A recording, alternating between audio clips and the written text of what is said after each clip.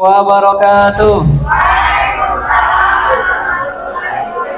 Ya, alhamdulillahirabbil alamin wa bihi nasta'inu ala umuri dunya waddin wa ala alihi wa sahbihi ajmain. Terima kasih Bapak Ibu yang kami hormati. Alhamdulillah sesuai dengan agenda kita akan melaksanakan yang pertama tentang diseminasi budaya positif. Ini adalah tugas dari kami, yaitu saya sendiri Muhammad Syaifullah, kemudian teman kami yang sangat ganteng sekali itu adalah Pak Sarif. Nah, tepuk tangan buat semuanya. Nah, kita di sini akan membahas salah satu tema yang yaitu yang telah kami pelajari, yaitu tentang budaya positif. Nah, bagaimana budaya positif, seperti apa budaya positif itu? Kita langsung saja atau kita game dulu Mas Ari? Oke. Yaitu kita akan game konsentrasi. Soalnya walaupun tunduk-tunduk kita coba konsentrasi. Punten Bapak Ibu, mohon untuk berdiri semuanya, kita game. Dan gamenya ini konsentrasi Mas Ari. Game genap sama tempe. Ya, punten, ini adalah game konsentrasi. Salah satunya berhadapan-hadapan itu, berhadapan-hadapan. Harus punya pasangan. Siapa yang nggak punya pasangan? Harus segera mencari pasangannya ya.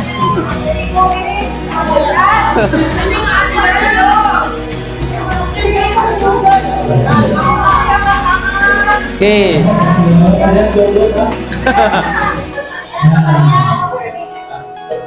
Udah. Oke, berarti nanti jadi jurinya nggak punya pasangan, Pak. Oke, punten Bapak Ibu, yaitu seperti bersalaman, ada badaman seperti bersalaman. Satu tangan aja, satu tangan. Seperti bersalaman, tapi nggak bersalaman ya. Seperti gini Mas Arif, Mas Arif. Ah, gini ya. Tidak menempel, sansah gitu kan. Yaitu gini, sebelumnya tentukan ibu mau ganjil atau genap pasangannya. Oh, saya ganjil, genap. Ya, sudah? Oke. Setelah itu nanti ketika saya mengucapkan ganjil, berarti ganjil berusaha menangkap genap, genap berusaha menghindar. Nggak boleh.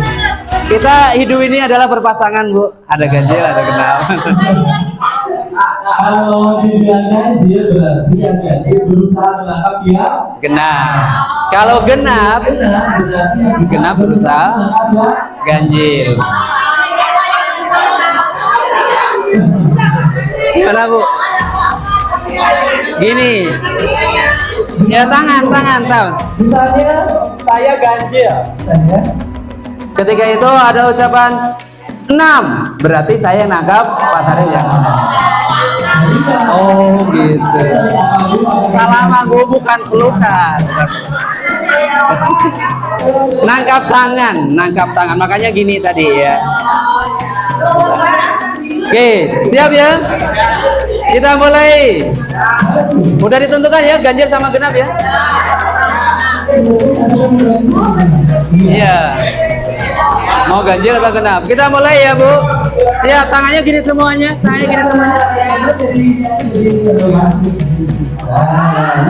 Ya, siap ya, kita mulai. Yaitu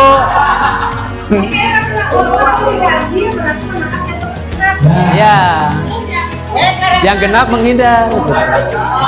Pokoknya yang disebut. Tapi 1, 2, 3. Ini guru matematika jago kayaknya. Oke, kita ya siap. Yaitu saya menyebutkan angka 5.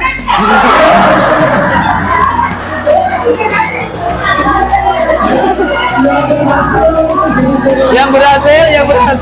Oke. Ya, pemahaman. Oke, tepuk tangan buat Bapak Ibu semuanya.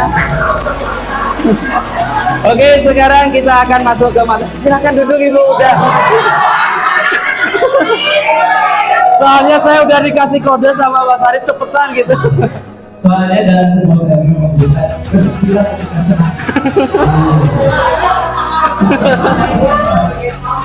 Oke, selanjutnya kita akan membahas tentang budaya positif yang akan disampaikan oleh Pak Sarif Hidayat SPDGN. Maka Pak Sarif.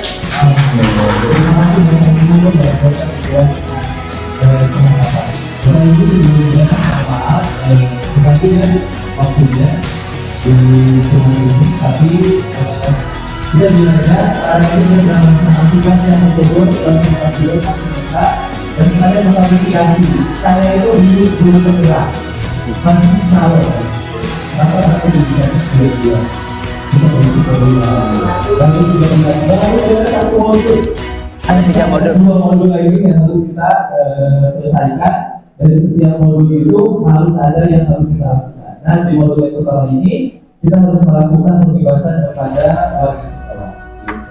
Jadi di sini bukan untuk memberikan ilmu yang baru gitu ya, pastinya sesuatu yang biasa di bawah itu kita. Bagi yang sudah tahu itu pasti menjadi tes ulang. Kalau bagi yang baru tahu berarti itu semoga menjadi pengetahuan yang baru. Ya, di sini saya mau menampilkan atau menyampaikan apa yang saya dapat tentang materi budaya positif. Baik.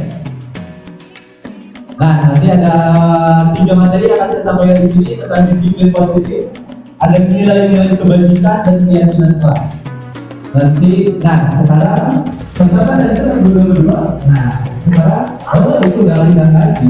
Berdua lagi, berhadapan lagi. Nah, ya. Dikasih 1 ya. Ya, kasih 1. Pengen 5. Nah, Ini ada permen bukan konsumsi tapi memang untuk permainan. Nanti boleh. Satu.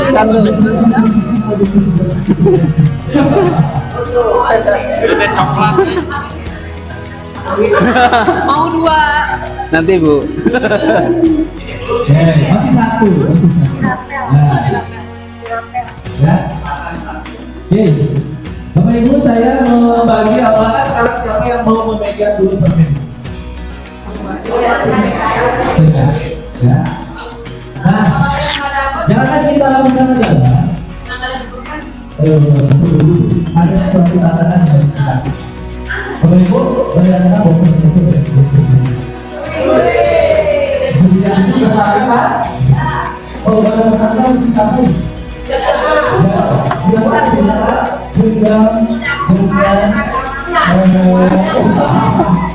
bisa lakukan simpan dulu digonggam Bapak Ibu nah berhadapan dengan teman ini dengan teman apa yang harus dilakukan Bapak Ibu yang tidak kebagian silakan berusaha untuk mendapatkan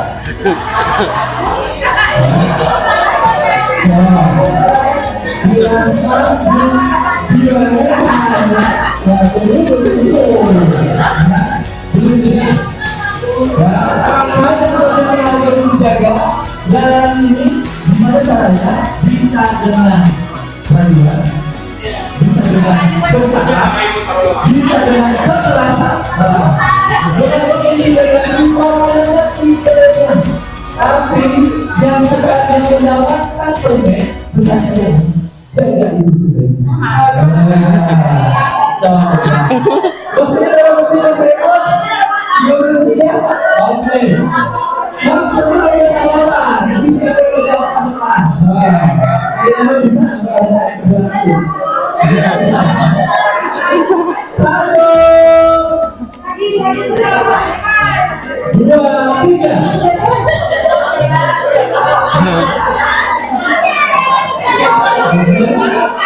Ya, oke, Ya.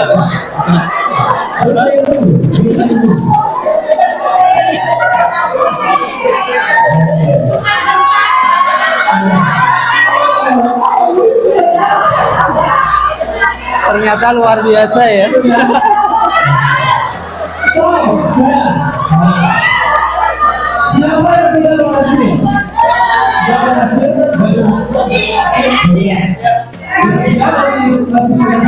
Berhasil? Saya menanyakan yang dulu berhasil mendapatkan durian dari siapa? Tiga. Oke, 5 ya. Oke, sekarang pindahkan giliran yang kedua.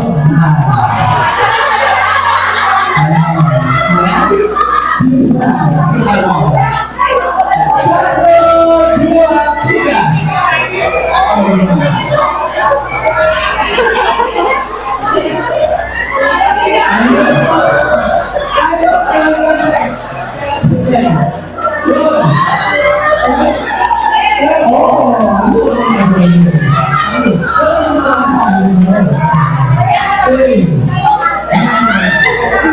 tiga. Dua, satu. Dia tidak berhasil. Tetap satu. Tidak berhasil.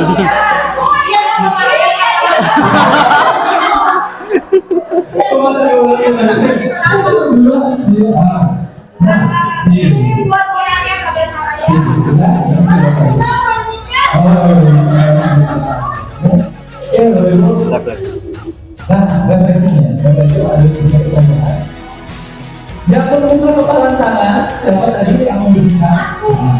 Kira-kira kenapa, Bu?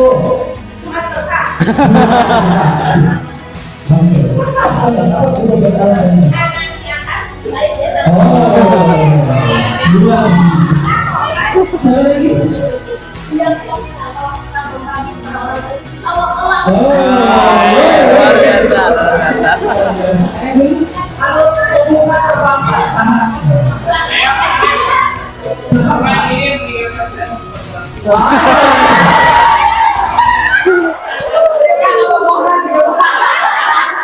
Oke, ada lagi?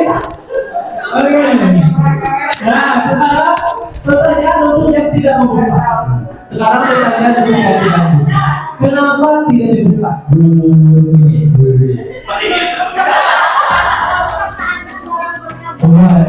Mempertahankan. Kenapa?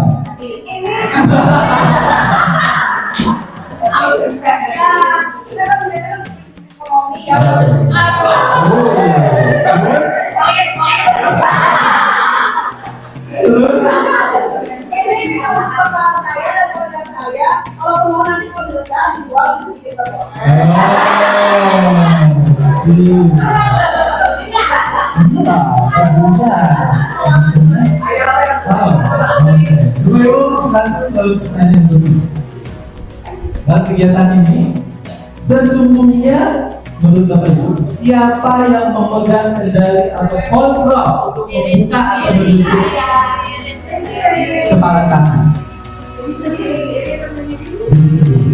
Yang memegang kendali. Nah, luar biasa terus.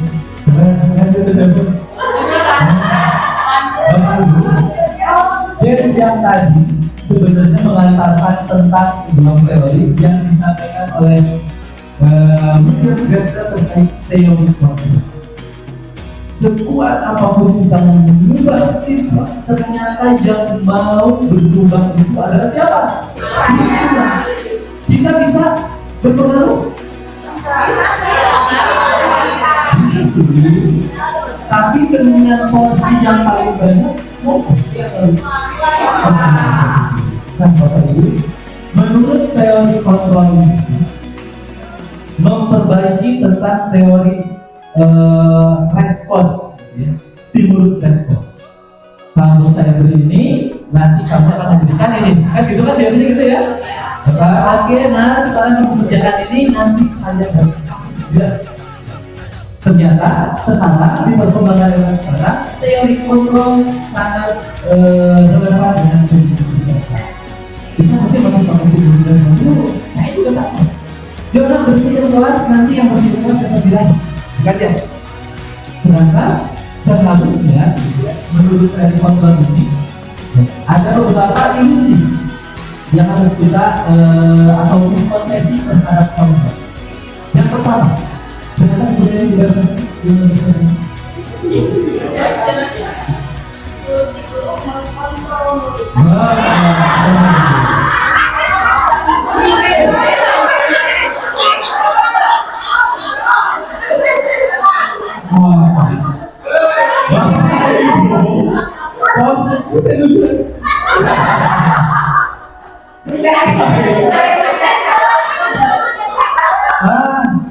Yang ilusi yang pertama adalah guru mengontrol murid. Sebentar ya. Ketika guru mengontrol murid, sebenarnya adalah siswa itu hanya memberikan, ya udahlah saya menyerahkan diri mereka gitu. Menyerahkan diri mereka tanpa sepenuhnya dari internal. Untuk apa? Untuk memenuhi kebutuhan. Salah satu kebutuhan yang nanti Mas Eko akan bahas tadi. Kebutuhan yang pertama adalah tentang kebutuhan saya, gitu ya. Saya pada dia dikasih nilai dan lain sebagainya. Ternyata ilusi menurut biasa dulu mengontrol murid itu sebenarnya ilusi. Gitu. Yang kedua, birokrasi. Guru apa? Yang saya tahu gitu.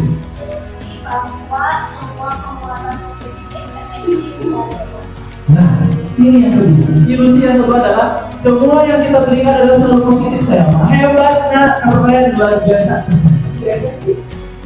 Menurut biasa. Nah, hebat. Tapi nilainya bagus, luar biasa. Ternyata menurut dari kontrol itu bukan efek. Penguatannya bukan miskonsepsi. Ya, ujian. Kita berjumpa ujian kan ada ya? Karena saya juga enggak rapi, hebat, luar biasa. Nilai-nilainya bagus. Ya kan kayak gitu kan? Nah, yang ketiga, total yang inspirasi. Dua ini coba. Yang mana kita? Ini apa? Ilusi bahwa orang dewasa memiliki hak untuk memaksa. Nah, betul ini. Kalau maksa. Iya teh guru orang teh lanjut. Nah, gitu kan ya? Oh,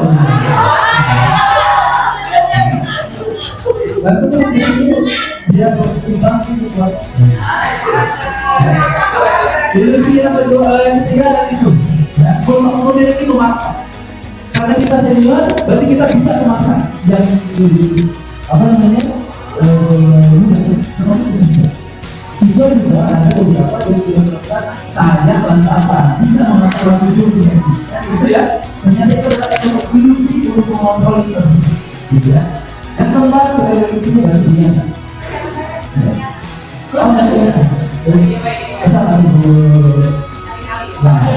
Ilusi bahwa kita membuat orang merasa bersalah dapat menguatkan karakter. Nah, mengkritik dan membuat anak merasa bersalah bisa menguatkan. Karena alhamdulillah kesempatan hari ini kita sudah belajar baik tepat waktu tidak seperti sunnah. Nah gitu ya. Kamu misalnya tepat waktu kan? Nah, secara tidak harus sih. Ternyata itu ilusi bisa mengontrol juga. Menurut William Glasser. Nah, ini kita hubungkan lagi. Next tersebut.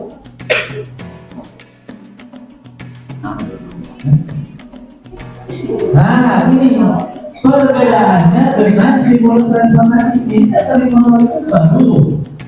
Realitas kita sama menurut teori kontrol, tidak itu berbeda. Semua orang melihat hal yang sama, tidak. Ternyata kita melihatnya satu, padahal siswa kita melihat berbagai sudut pandang. Ya, perilaku buruk dilihat sebagai suatu kesalahan. Kalau menurut teori kontrol, semua perilaku memiliki tujuan. Siswanya sebagai bongkar ternyata ada tujuannya. Kalau menurut teori kontrol, ya juga. Dan saya bisa mengontrol orang lain menurut stimulus respon. Kalau menurut teori kontrol, Anda tidak bisa mengontrol orang lain. Kenapa? Karena disiplin bisa mengontrol itu siapa? Disiplin sendiri. Sesuai dengan yang namanya pengertian disiplin. Nah, ini sekarang ketika kita dapat kata disiplin, apa yang boleh kita boykot? Kontak, aturan, tidak melanggar peraturan, tanggung jawab, apa disiplin lagi? Taat, konsisten. Hampir semuanya itu kalau tidak dilakukan mereka menimbulkan konsekuensi. Betul ya? Itu disiplin. Ternyata ada pemikiran yang sudah sangat luar biasa dari Bapak pendidikan kita, Ki Hajar belajar dewasa. Jauh sebelum teori disiplin, teori kontrol lahir, ternyata tiga dewasa sudah memiliki pernyataan yang seperti ini. Di mana ada kemerdekaan, disitulah harus ada disiplin yang kuat. Sungguh pun disiplin itu bersifat self-disiplin, yaitu kita sendiri yang mewajibkan kita dengan sekeras-kerasnya. Tetapi itu saya kira itu sama saja. Sebab jikalau kita tidak sama melakukan self-disiplin, wajiblah penguasa lain mendisiplinkan diri kita, dan peraturan demikian itulah harus ada di dalam suasana yang berbeda. Ya, disiplin berbeda. Tapi ketika kita tidak bisa mengontrol diri sendiri, katanya harus ada yang mengatur, tapi harus dalam suasana yang berbeda. Merdeka di situ apa? Merdeka untuk menerima diri sendiri dan sesuatu. Oh, saya mau pengen belajar, harusnya tumbuhnya adalah dari diri sendiri. Nah, selanjutnya ketika kita berbicara tentang ini, saya kayak gitu, Pak ini kita sadar begini, kumaha bisa jadi sebuah disiplin, ya. Ketika kita menumbuhkan, kan siswa tidak sampai kamu yang terus, jadi kamu dulu berdiri dari asal. Pas saya cina, akhirnya menjadi begini jelas. Mulai dipastikan supaya anak-anak nanti muncul keinginan sendiri. Itu yang disebutkan kita sedang mendorong keinginan anak untuk berubah dan diri sendiri. Kalau kita pengen jadi berbagi terus, setiap kali sampai ya, aduh, siswa terus yang ada sendiri. Ini yang disebut dengan disiplin positif yang sekarang sedang didorongkan oleh pemerintah. Tujuan dari disiplin positif, menanamkan motivasi yang ketiga pada murid-murid, yaitu untuk menjadi orang yang mereka inginkan dan menghargai diri sendiri dengan nilai-nilai yang mereka percaya. Tadi Bu Subuh, Astuti, Bu Bebek, Bu Ini, namun di atas nilai dari tadi itu nilai bukan.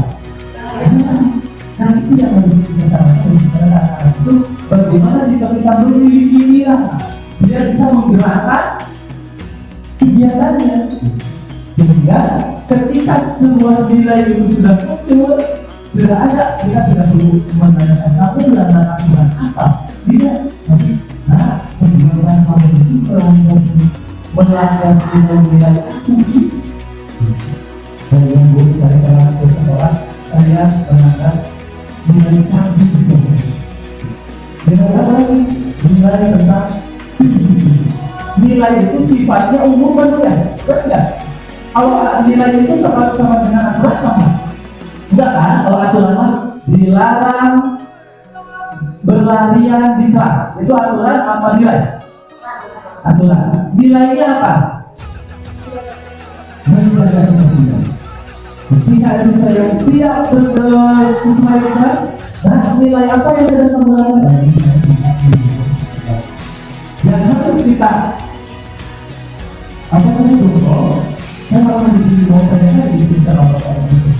Hore itu banyak dari namanya, optimis, religius, dan ini itu nilai untuk siswa atau nilai untuk guru? Harusnya nilai yang sudah kita miliki itu sudah diterapkan implementasi di siswa. Itu bukan membedakan tapi nilainya. Kalau mereka harmonis, kalau ada yang bilang jelek berarti harmonis apa enggak? Kalau ada yang membuli harmonis apa enggak? Ternyata aturannya bisa lebih sedikit dengan adanya nilai.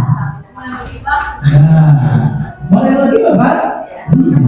Iya. Ya. Edukatif. Kalau edukatif, main atau di kelas edukatif itu. Kalau nilai-nilai itu sudah ada di dalam diri anak-anak, insya Allah dan ini motivasi internal akan muncul.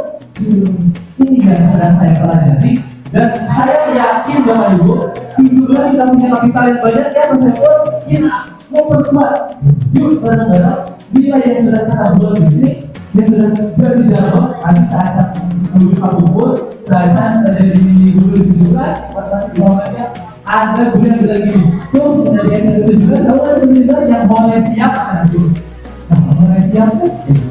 Ternyata itu adalah nilai yang sudah muncul di luar biasa. Kata saya ini berarti nilainya sudah luar biasa. Cuma tinggal yang warga baru datang ke kita apakah bisa sama dorong untuk dengan nilai yang sudah ada. Nah, selanjutnya, kalau nilai-nilai itu disebutnya sebagai nilai kebajikan umum, sifatnya umum yang harus kita siapkan kepada anak-anak. Nah, kalau sekarang kita hubungkan dengan profil belajar Pancasila, inilah yang disebut dengan nilai-nilai yang harus kita berikan kepada peserta didik. Itu tentang bagaimana dan tentang kepada seperti alhamdulillah, mandiri, benar kritis, pemerintahan global, berbeda belum dan kreatif. Ini adalah nilai yang sedang disosialisasikan oleh pemerintah untuk siswa kita sekarang. Oh, hari itu kamu tidak sesuai dengan topik belajar silat gotong royong. Kita seperti ini sedang berbicara tentang nilai ini harus saya diturunkan dari nilai sekolah. Alhamdulillah saya lihat kita sudah ada hore. Hari siap, Bapak Ibu, apa sih punya dari siap? Hore siap. Iya, kita tahu aja.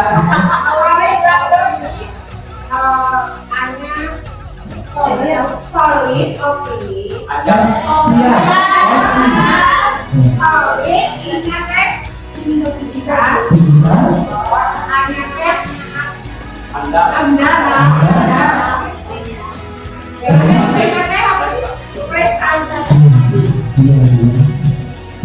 Tapi terlalu berat. Bapak Ibu kita akan sebelumnya. Bapak Ibu kita mengingatkan terkait ini. Kita sudah punya sebuah sila. Saya yang menemukan Bapak, bagaimana saya kalian itu di sekolah orang ini sudah mengalami nilai.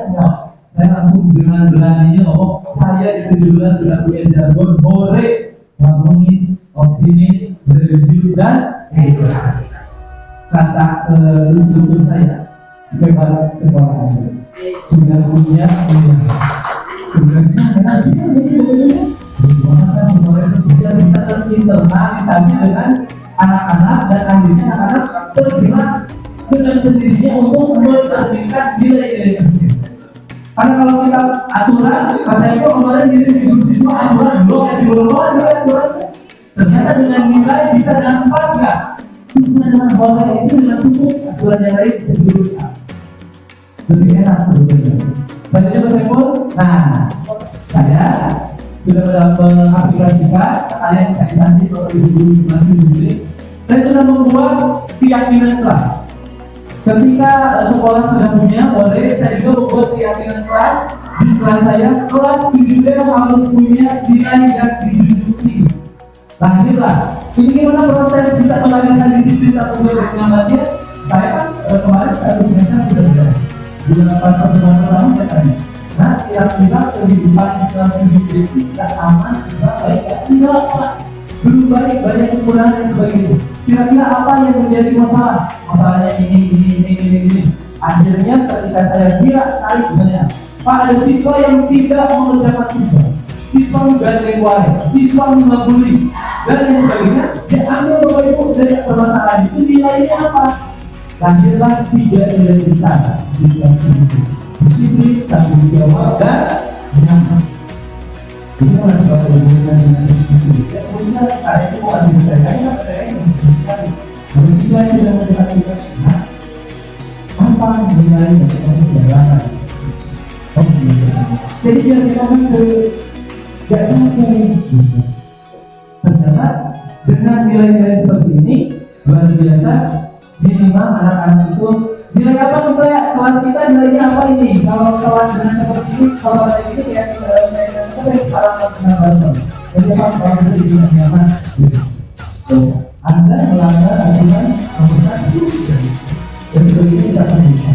Selanjutnya saya pun, lanjut. Bagaimana kita berlaku mengapa melakukan segala sesuatu? Apakah kita melakukan karena ada dorongan lingkungan, dorongan yang lain? Memang ini ibadahnya sendiri. Bapak Ibu datang ke sini, apakah dorongan siapa? Dorongan itu bukan ada sekarang ada administrasi yang betul, tapi antara yang berada dorongan atau dorongan nilai. Nah, itu referensi kita mungkin. Kalau dorongannya nilai, saya mah pengen misi adalah apa? Nah itu. Ya, lanjut lagi Mas Rebol. Nah, terakhir, ini kamu tidak bisa. Oh, tahun mau kamu? Ya. Nah, ini 3 motivasi perilaku manusia. Nih, Bapak Ibu, langsung ke tiga motivasi itu ada 3 motivasi yang harus kita mulai kerjakan. Yaitu 1, menghindari ketidaknyamanan. Ada anak yang ikut aturan itu karena nggak mau mendapatkan hukuman. Ada kan? Nah, daripada saya bermasalah khusus untuk begini. Tunggu baik. Dan yang satu karena menghindari hukuman. Itu intrinsik apa ekstrinsik? Ekstrinsik. Karena belum datang dari betul nggak? Dan itu ternyata menurut Daniel Johnson itu adalah teori motivasi paling mudah. Jangan tertib oleh Bapak Ibu, kalau itu bukan dari intrinsik, itu adalah teori motivasi yang paling mudah. Yang kedua selanjutnya ada untuk mendapatkan imbalan. Bu, kalau saya dapat melakukan ini apa hadiah yang saya berikan? Bu, kalau saya tidak melakukan ini apa hubungannya? Kalau yang pertama. Kalau yang kedua, bu, kalau saya melakukan ini apa yang saya dapat? Ada sesuatu gitu? Itu adalah teori yang tingkatan yang kedua. Ya. Jadi kalau motivasi yang hadiah kita aktif sesuatu. Biasa kita bawa hadiah ke kelas, kita bawa hadiah, mana bu hadiahnya? Nah, ekstrinsik apa intrinsik itu? Ekstrinsik. Dan yang ketiga, ini yang sedang kita capai, kita capai untuk menjadi orang yang mereka inginkan, menghargai diri dengan nilai-nilai yang kita bisa. Saya mengerjakan tugas karena saya ingin menerapkan nilai berlaku dan itu adalah sekarang berlaku. Kalau kita sama banyak untuk menunjukkan nilai tentang 3 perilaku atau 3 motivasi perilaku atau saya atau bapak kita terlalu kebanyakan siswa kita di nomor 1 berapa 3? 1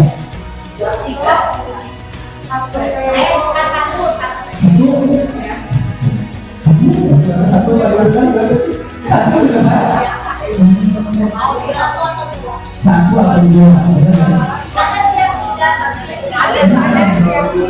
Saya udah dapat kejuaraan dan saya belum ngomong apa di lapangan dari saya gitu lah. Berarti nomornya itu mendapatkan penghargaan orang lain ya, untuk mengaktualisasikan diri.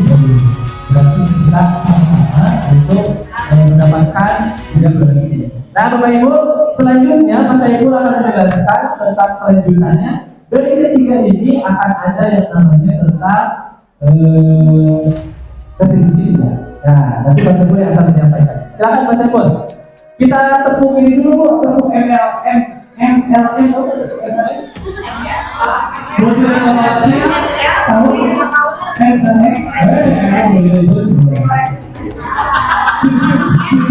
Kayak gitu kan? Kalau motivator besar ya udah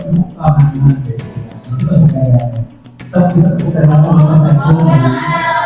Kalau enggak, MLM tahu buat telepon marketing. Wah, ada perikutan buat telepon marketing. Oke, kita tampilkan Mas Saiful. Udah gitu.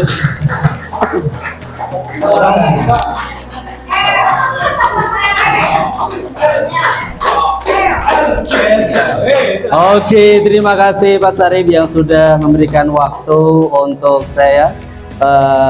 Tak terasa ya, ternyata Pak Sarif menerangkan itu sudah mau 1 jam. Saya udah nggak kebagian ini Pak Sarif. Ya, nggak apa-apa.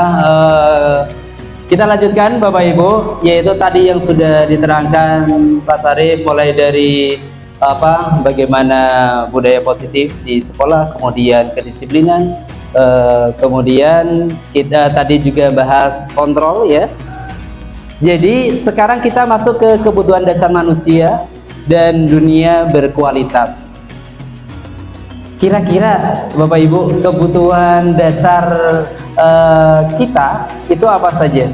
Biologis. Betul. Wajib itu. Biologis. Iya benar biologis. Apalagi spiritual. Apalagi piknik ya.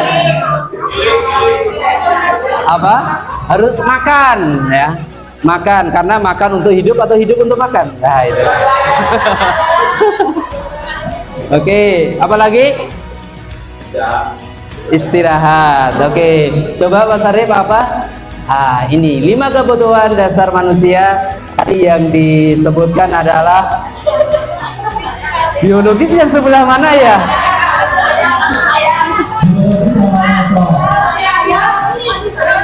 Oke. Kasih sayang dan rasa diterima ya.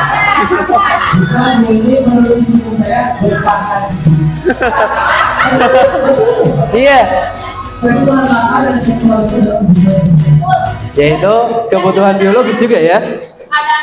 Jadi makan, minum, kemudian kebutuhan biologis itu adalah yang paling tengah itu, yaitu bertahan hidup. Ya. Kemudian yang kedua ada kebutuhan penguasaan, power. Ya. Oke, yaitu penguasaan atau power. Jadi setiap manusia menginginkan bahwa dia harus mampu menggerakkan yang lainnya. Ya, mampu menggerakkan yang lainnya, mampu untuk menguasai yang lainnya. Intimidasi.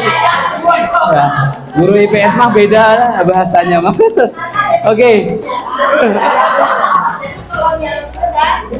Liberalisme sesuai dengan materi IPS ini. Oke, yang kedua itu adalah kesenangan tadi, yaitu kita harus kata Pak. Itu salah satu kebutuhan kita. Ya. Siap. Kalau semangat, Ya, kesenangan. semangat reaksi. Kalau dipaksakan kan itu tidak menjadi kesenangan. Kebutuhan hidup kalau nggak Kalau dipaksakan, itu bisa menjadi kesenangan. Nah, berarti dia posisinya tidak mampu untuk, pada hakikatnya gini, seorang manusia itu pasti pernah yang namanya senang. Seorang manusia pasti pingin senang. Nah, jadi kebutuhan dia itu pasti senang. Gimana caranya dia mau senang? Mulai dari dia suka shopping ya shopping, lamun teboga duit dipaksakan jadi lah seperti tadi ya. Lamun tidak dipaksakan gimana? Berarti kesenangannya cuma sampai segitu. Nah, bisa jadi seperti itu. Nah, nanti kita akan bahas. Karena setiap manusia pasti menginginkan senang ya, pasti ada orang yang paling di bawah sama pejabat pasti menginginkan senang gitu. Dasarnya itu pasti menginginkan senang. Kemudian freedom atau kebebasan ya. Ini jangan dihubungkan ke sejarah dulu ya, Bu. Jadi kebebasan, setiap manusia pingin bebas ya. Ibu pengen bebas, nggak mau ada yang ngatur ibu pastinya. Ternyata begitu juga dengan siswa ya. Begitu juga dengan siswa yang tadi, kalau tadi permainan awal tadi itu juga sebenarnya freedom. Ketika Bu Astuti, ya saya mah bebas, saya kasihkan aja barang saya ke itu karena sodakoh gitu. Bebas, freedom gitu. Ada yang enggak gitu. Nah, gitu. Kemudian kasih sayang dan rasa diterima. Bapak Ibu, setiap mau di lembaga kecil, lembaga besar, pasti kita sebenarnya butuh kasih sayang, butuh perhatian. Butuh perhatian. Ya, apalagi seorang istri pasti butuh perhatian sama seorang suami. Seorang suami juga butuh perhatian sama seorang istri. Benar nggak?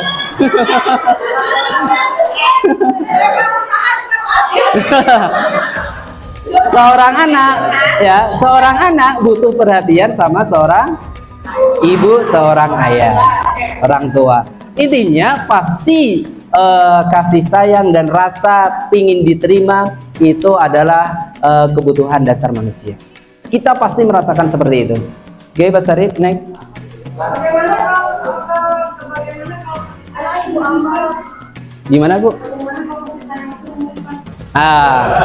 Bagaimana kalau kasih sayang itu menyimpang?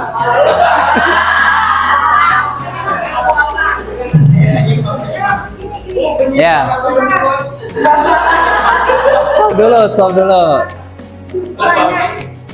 Kasih sayang itu menyimpang karena ini ya. Saya membutuhkan suami kasih sayang, oke. Nah. Di waktu saya cemaskan kasih sayang selesai dulu. Oke. Ya, ini semakin melebar nih.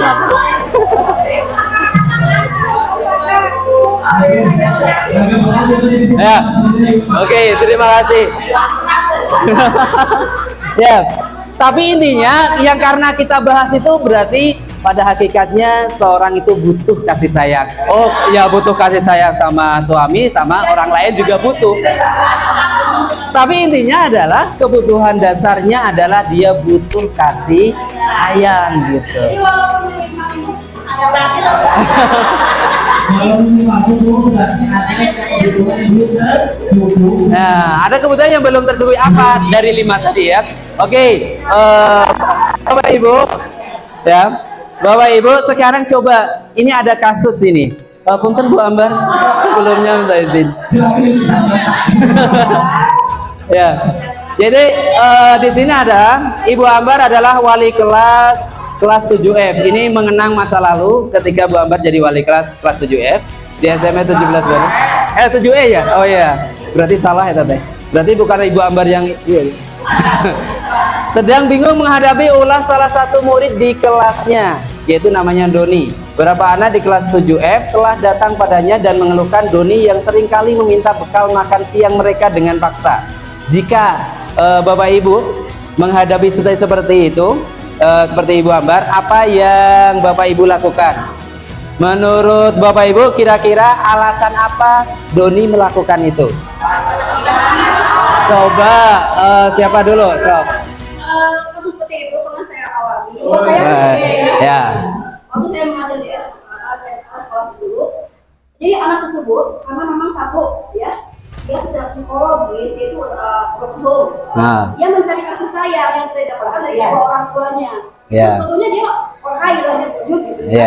Jadi dia butuh perhatian. Ketika kita memberikan perhatian kepada orang tersebut, dia merasa ada ketentraman. Oke, berarti anak itu membutuhkan kasih sayang. Oke, luar biasa, tepuk tangan. Oke, ada 5 kebutuhan dasar tadi ya. Tadi udah, yaitu kebutuhan kasih sayang. Coba. Untuk bertahan hidup. Alasannya apa? Ya, si Doni. Doni meminta ke teman-temannya, mungkin bisa kunci teman-teman yang lain. Ada kelebihan makanan. Kemudian dengan cara yang etikanya mungkin memaksa dan sebagainya, memalak. Iya, melak. Dia melakukan itu untuk bertahan hidup juga untuk dirinya. Oke, jadi kata Bu Yana bahwa dia kurang di apa? Bertahan hidup ya. Oke, ada lagi? Oke, Pak Rian, mangga.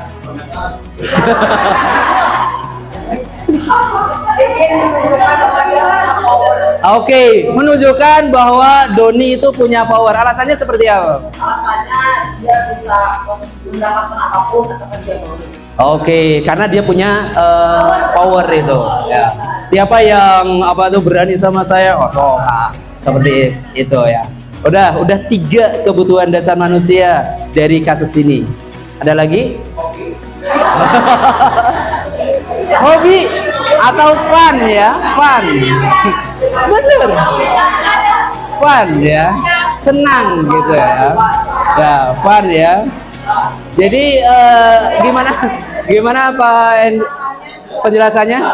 Ya, seperti di kelas saya juga. Dia senang aja. Ya, kalau itu adalah ya kalau misalkan belum dilarang oleh orang lain atau belum ya memang hobi. Oke, jadi karena menjadi hobi, jadi fun ya. Berarti mungkin dia di rumah ya, dia di rumah nggak merasa senang hidupnya gitu.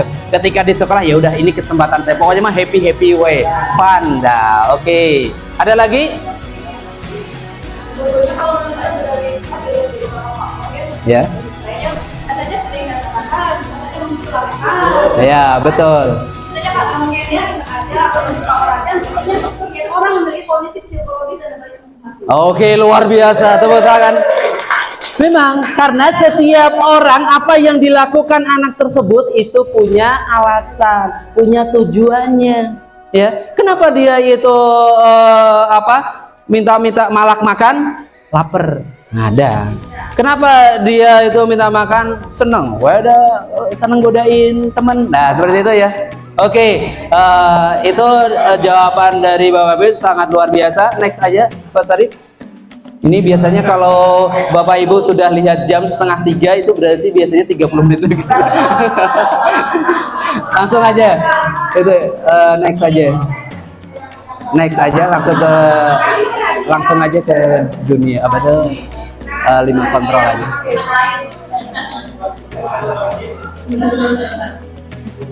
Lihat ya. Nah, udah 2:30, belum bahas film.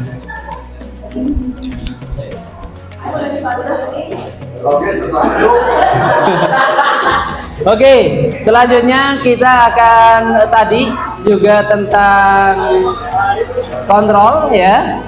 Jadi ada 5 posisi kontrol restitusi menurut Dean Gussen, bahwa ada penghukum, ada pembuat merasa bersalah, kemudian teman, kemudian pemantau dan manajer.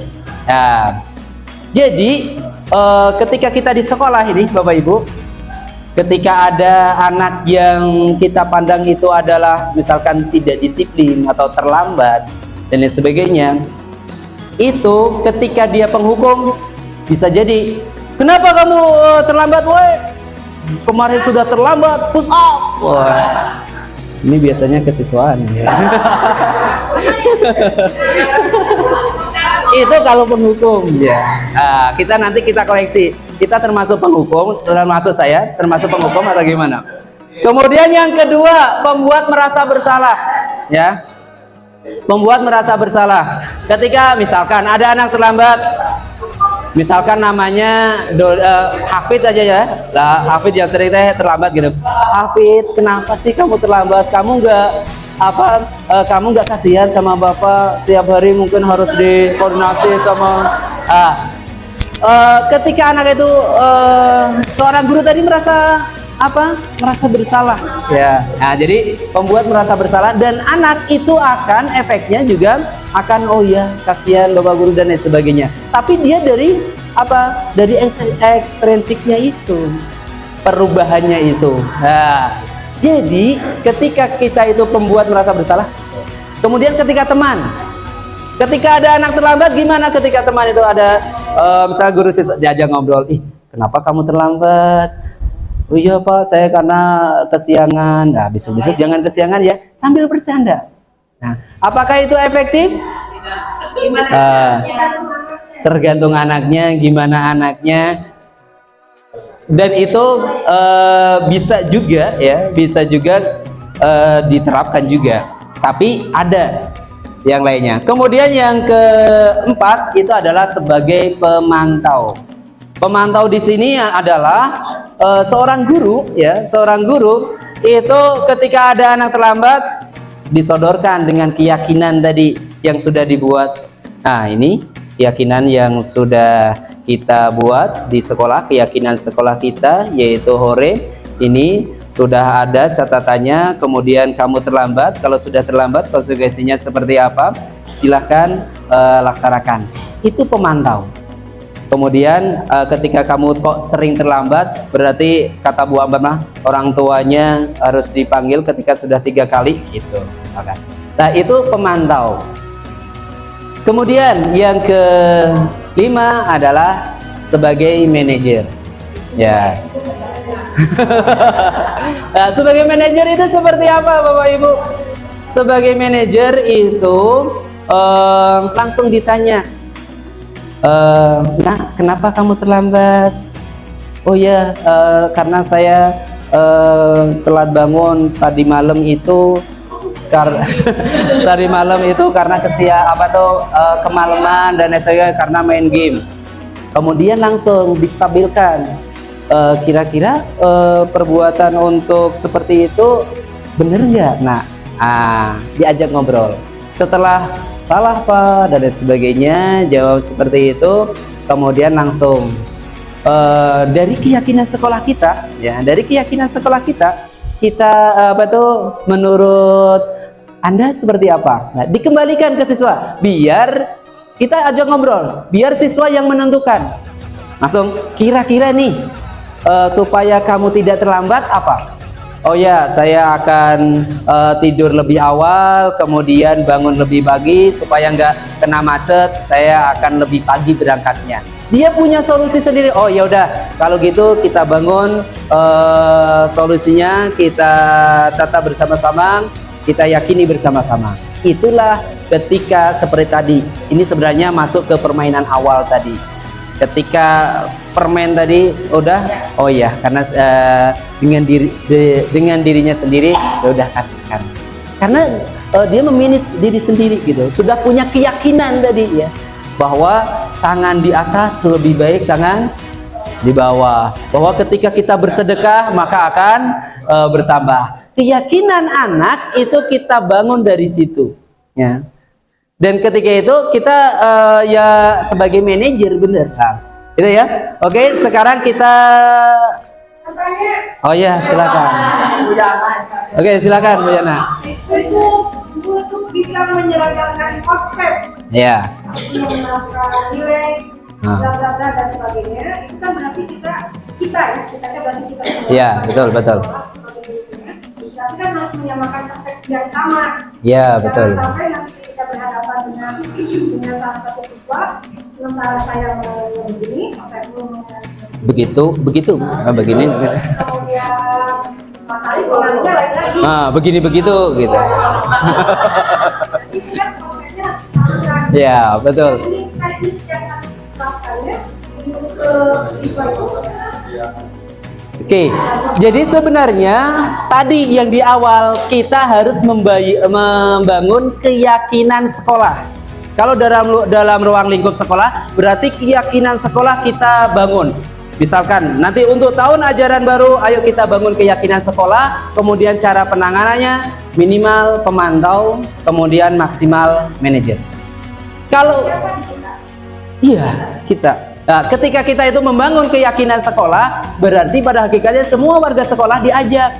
Kira-kira keyakinan sekolah kita apa? Dan pada hakikatnya keyakinan sekolah kita sudah terbangun, yaitu hore tadi. Itu keyakinan sekolah kita pada hakikatnya. Cuma ke bawahnya inilah yang perlu kita kuatkan ya, Mas Sarif. Perlu kita kuatkan tadi yang disampaikan oleh Pak Sarif, bahwa nilai-nilai yang terkandung di dalam hore itu harus kita bangun, bahwa ternyata dalam penanganan ketika ada anak terlambat, ketika ada anak yang tidak mengerjakan tugas, kita tanya dulu apa alasannya dan lain sebagainya. Ketika kita sudah anak itu yang mampu membuat solusi, ya, membuat gimana Bu? Kalau anaknya itu saja saat sudah ditanya tugas ini tugas ini lah ini biasanya kan ya betul Bu, betul. Ternyata berarti ada yang salah di 5 kebutuhan dasar manusia di anak tersebut. Apakah dia butuh kasih sayang?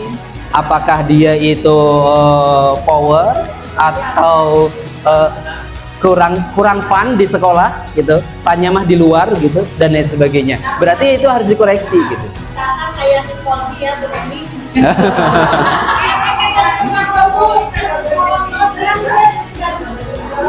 Nah, memang benar ya, memang benar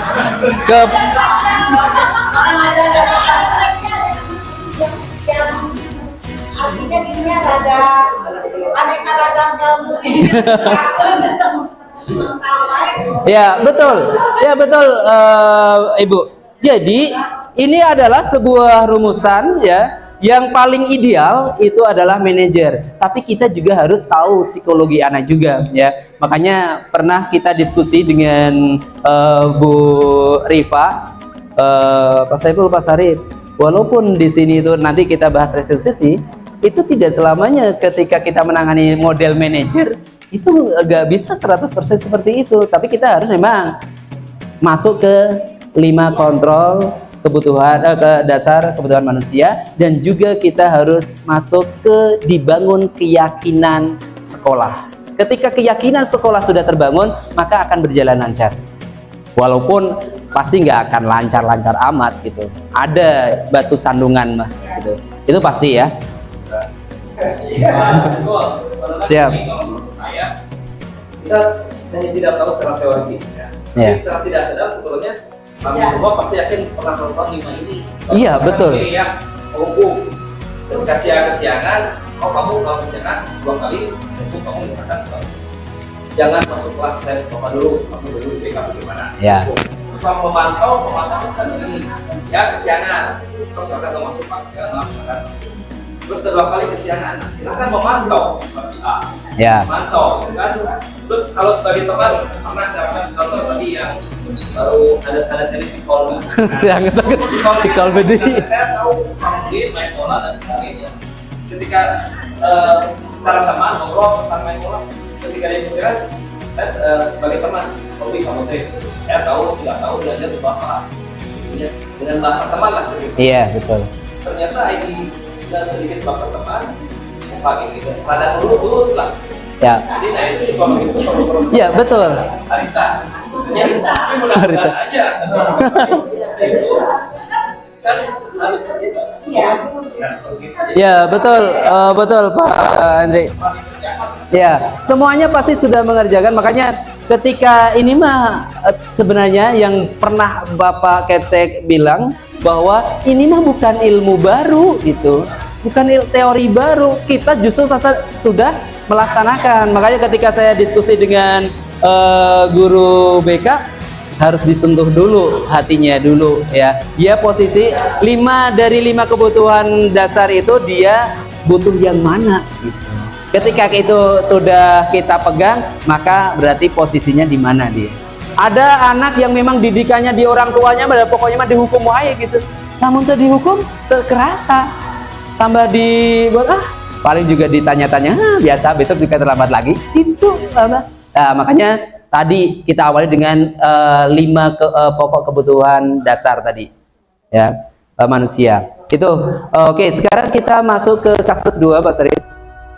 Ini sudah ini ya langsung enggak ada. Oke, ini salah satu contohnya ya tadi yang sudah hasilnya ketika kita itu menjadi penghukum ya, memberontak, pendendam, menyalahkan orang lain. Ini pada hakikatnya apa yang kita lakukan itu efeknya ketika menghukum itu langsung segera di situ juga. Pendendam ya, awas pokoknya ada si ibu eta teh ngukum saya inget terus Pak, moal dimaafkan lah aya nu kemarin kasus kemarin aya moal dimaafkan bu nama aya nu gitu ya. Mangga itu ketika penghukum. Kemudian pembuat orang merasa menyembunyikan atau menyangkal atau berbohong. Nah, itu hasilnya ketika anak kemudian teman, ketergantungan. Apa yang dikatakan sama Pak Hendri tadi? Pak Hendri berteman dengan Kolbi. Ketika tidak ada Pak Hendri, aduh siapa lagi? Jadi dia ketergantungan. Aduh nggak ada pelindung lagi nih. Soulmate saya Pak Hendri kemana ini? Dikhawatirkan seperti itu hasilnya gitu. Kemudian ketika pemantau menyesuaikan bila diawasi. Namun saya kemarin saya dihukum terus, oh ya berarti diawasi hukumannya benar. Ayo Pak Saiful langsung berumur ketika disuruh ke masjid ya. Jadi ini masih yang kelima, manajer menguatkan watak karakter. Oh ya, ketika sudah terbangun, kemudian keyakinan dia, keyakinan sekolah ketika sudah terbangun, maka akan menguatkan watak dan karakter. Dan disitulah ketika itu ini adalah pendidikan masa yang lebih lama ya, 10 tahun atau 20 tahun yang akan datang, dia sudah mempunyai karakter. Ketika awalnya dia sudah terbangun untuk karakter kedisiplinan, maka 10 tahun 20 tahun yang akan datang itu dia akan disiplin. Inilah fungsinya pada hakikatnya dari 5 posisi kontrol tadi. Oke. Next. Enggak, next video Muhammad ada kasus. Oh enggak ada. Oh tadi kasusnya. Oke, selanjutnya kita masuk ke restitusi atau segitiga restitusi. Nah, di sini ada 3 tadi ya, tadi yang kita contohkan atau yang sudah Bapak Ibu lakukan. Ini rumusnya juga ada di sini ya. Bapak Ibu sudah melakukan rumusan, sebenarnya sudah ada ini. Ketika ada anak yang terlambat, kita posisi pertama adalah menstabilkan identitas. Ya, setiap orang pasti pernah melakukan kesalahan. Contohnya kenapa kamu itu berantem? Ketika dipanggil, menstabilkan. Kenapa kamu melakukan berantem itu? Apakah itu bully dan lain sebagainya? Oh ya, dulu Bapak juga pernah berantem dan lain sebagainya. Diceritakan gitu. Jadi masuk ke alamnya dia supaya stabil dulu dia. Setelah itu maka langsung ke sisi 2, validasi tindakan yang salah. Nah, ketika engkau berantem, kira-kira menurut keyakinan kalian berantem itu boleh enggak? Enggak boleh Pak, tapi saya kesel Pak. Nah, maksudnya gitu, emosi lah saya, orang tua saya diejek-ejek lah. Coba saya kasus lain seperti itu. Asep. Ini viral Asep. Adakah cara yang kira-kira misalkan orang tua kalian diejek, langsung lihat sih. Ketika orang tua kalian diejek, kira-kira apakah ada solusi lain selain marah? Oh, langsung dia akan memberikan solusi sendiri gitu. Oh ya, saya berusaha sabar Pak, karena di dalam Al-Quran, misalkan gitu. Pesantren, saya selalu pesantren. Enggak, karena saya punya keyakinan gitu. Orang yang marah itu tidak baik, itu adalah temannya setan. Gitu. Nah, pasti. Kemudian di sisi ketiga menanyakan keyakinan kelas apa yang telah kita sepakati, yaitu kalau di sekolah kita itu adalah horim, berarti berarti harus R-nya adalah religius gitu. Religius, berarti saya harus benar-benar yakin kepada Tuhan saya, yakin kepada apa yang menjadi keyakinan di sekolah kita. Ini adalah salah satu segitiga restitusi yang akan kita lakukan ketika kita menghadapi anak-anak yang memang harus dibudayakan secara positif, disiplin positif. Oke, next, kasus terakhir. Ini adalah kasus yang baru-baru. Ini ada kasus yang baru ya. Kira-kira ini dari 3 restitusi tadi ya. Pada suatu hari Ibu Rizka adalah wali kelas 7F mendapatkan laporan guru mapel PAI bahwa di kelas 7F ada anak yang namanya Dapa sering melakukan hal yang tidak baik sama lawan jenis dan juga kadang membuli temannya. Jika Bapak Ibu adalah Bu Rizka, kebetulan di sini ada Bu Rizka ya. Apa yang akan dilakukan dengan menggunakan sisi segitiga restitusi? Balik lagi Pak Sarif. Contekannya apa? Bu Rizka mau menjawab dulu. Justru mencari jawaban. Kalau dari pertanyaan tadi adalah Bu Rizka mencari jawaban jika. Oke, kira-kira ada Bu, Bapak Ibu, ketika kasusnya ini sudah diangkat ya Bu Rizka, sudah nyampe BK ya kasus yang tadi Dapa. Oke, kira-kira ini Bapak Ibu ada gimana Bu? Enggak, kasus tadi kira-kira dari 3 kasus segitiga restitusi seperti apa penanganannya? Yang kedua, kenapa dia selalu menggoda cewek? Yang kedua, Bapak Ibu, tadi yang saya contohkan 1, 2, 3 itu harus dilalui Bu. 1, 2 harus dilalui. Nah, caranya gimana kalau kasusnya seperti itu gitu loh. Karena kalau ibu ujuk-ujuk kedua, kaget nanti anaknya. Tapi biasanya anak kalau dipanggil ke BK itu sudah merasa kaget. dia sudah membanggakan dirinya. Yang ditanyakan soal itu bukan guru BK, ternyata wali kelas. Ya. Bu Rizka, gitu. Gimana? Ajak ngobrol berdua. Kira-kira obrolannya gimana, Farian?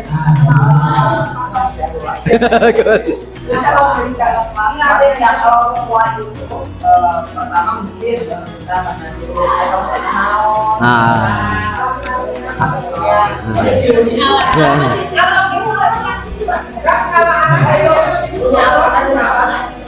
yang pertama yang harus dilakukan adalah setiap orang pasti pernah melakukan kesalahan. Kira-kira Pak Rian ketika Dafa sudah ada di hadapan Pak Rian, berarti apa yang ditanyakan? Cara menstabilkannya gimana? Nomor 1.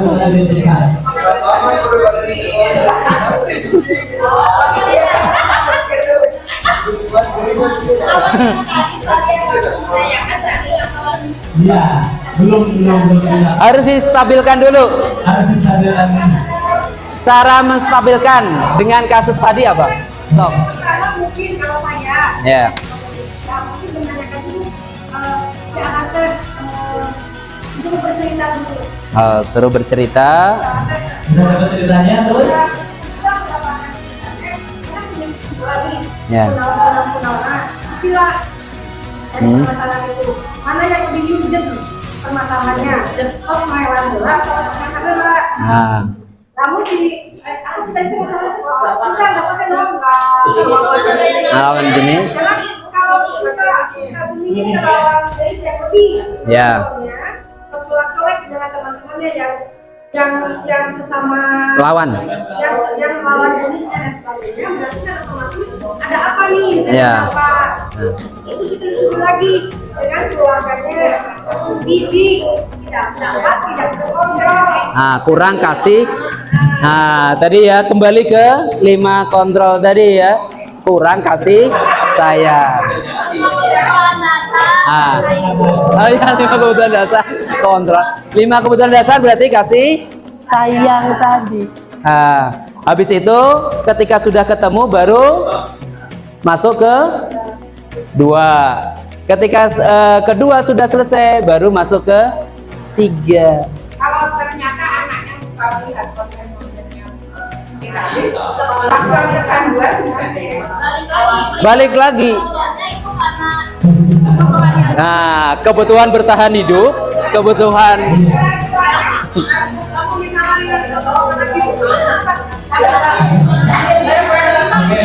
Gini, untuk menstabilkan emosi itu, menstabilkan identitas itu tidak harus juga pernah komen juga. bukan. Ada orang bapaknya bercerita misalnya ya, bapak lagi terus yang gini. Cara menstabilkan itu, yang mau bapak bercerita bermasalah. Jangan.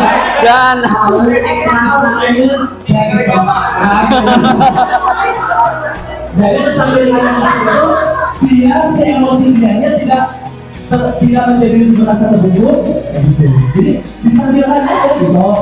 Saya juga paham kan alasannya kenapa? Alasannya kenapa? Akan muncul kan kebutuhan itu kan. Nah ketika udah kebutuhan itu sebenarnya itu adalah kunci kita bisa menyelesaikan itu ketika sudah mengetahui kebutuhan. Nah bapak ibu guru BK itu ternyata sudah sulit mencari kebutuhannya. Karena lima-limanya dibutuhkan ya.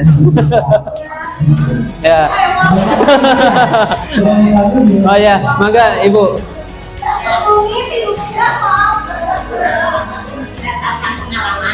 Ya.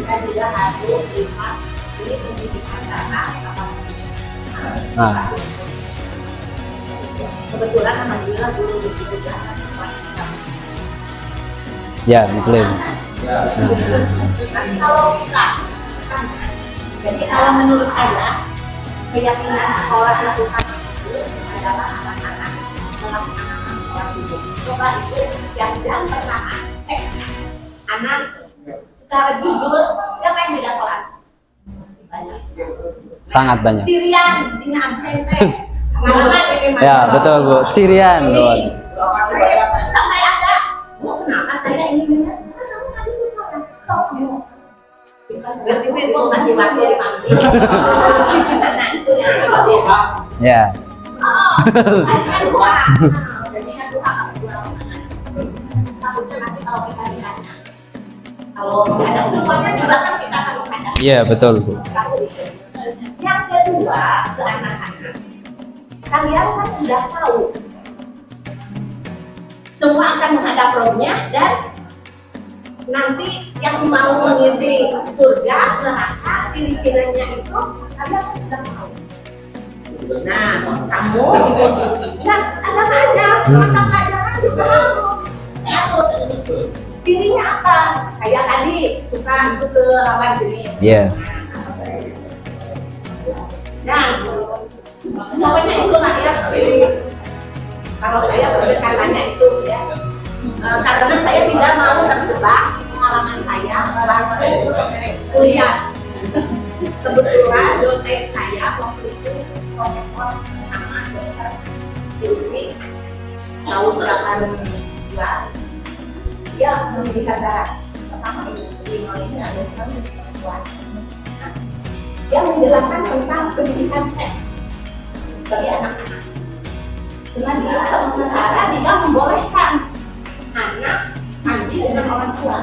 Dan di agama kan Nggak boleh. kamar aja harus gitu.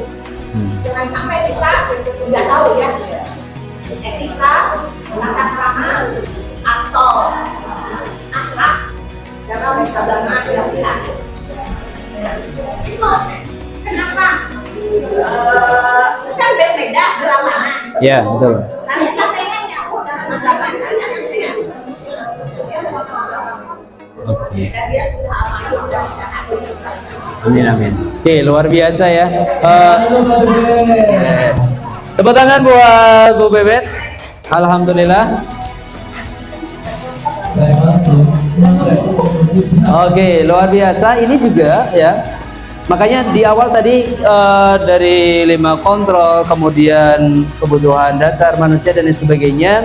Pada hakikatnya juga kita punya keyakinan yang paling tinggi, ya, hati nurani kita, dan juga setiap manusia itu juga punya hati nurani. Maka sentuhlah hati nurani itu.